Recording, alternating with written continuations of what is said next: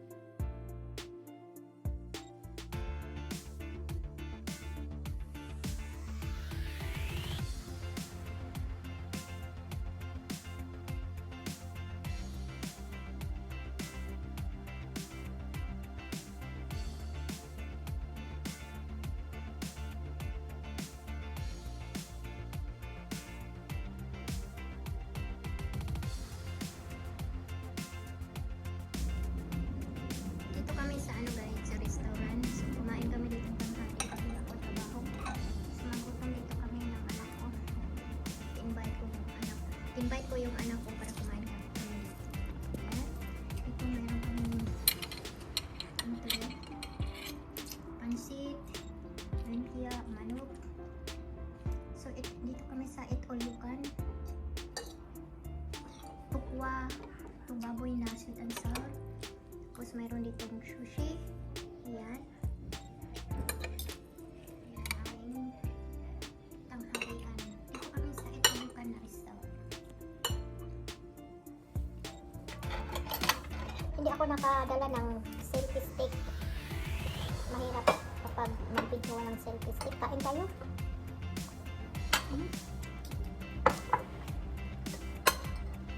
Ang ganda dito dahil. Dito kayo katabi ng ano. Malambot na ang ilang ano dahil sinansa na ano. Perfect. Perfect? Mas gusto ko dito kumain.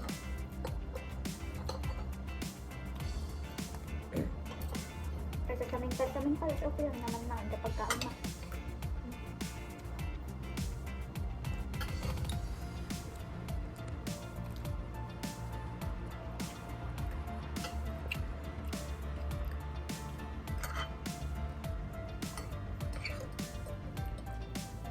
Hindi ko kasi mahilig sa sushi dahil hindi ako mahilig sa ano sushi. Ano ba? Ito nila. Magkano ito? Makaya nila? Nasa iyo ang kuwan.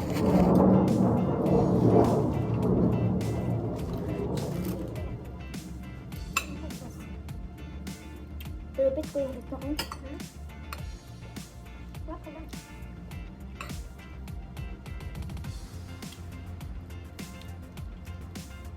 Magpapilok ba yan kung lang kang kalmin?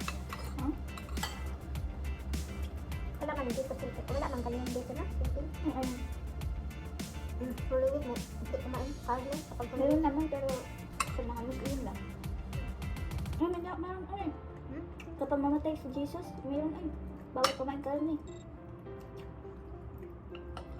Kung katoliko ka. Ang katoliko dito. Meron ay katoliko ay.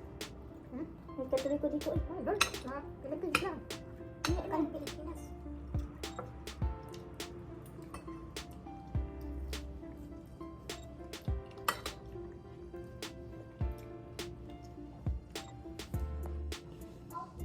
Pagkatapos nito ay balik ako sa trabaho. Hindi pa ako natapos. Inuurot na yung alas 11 pa lang dito. Tapos ako mamaya ay mga alas 4. Makauwi ako ng alas 4 ng hapon dito.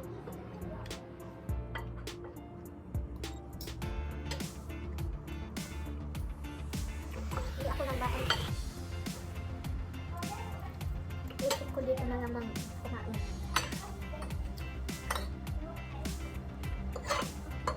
Pagpunta na yung dati gabi-gabi. Overtime? Gamit yung kabago. Ha? Dapat yung kabago. Gamit ng mga order. Ito ba? Ito po ito ma. Masarap na. Kali na ito. Pero daming oil. Kumagalap na ito. Sweet ba sa sweet inside? Ang deal namin sa labas ah.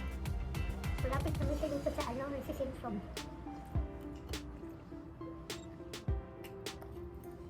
Malapit pala sa Central Ulacan.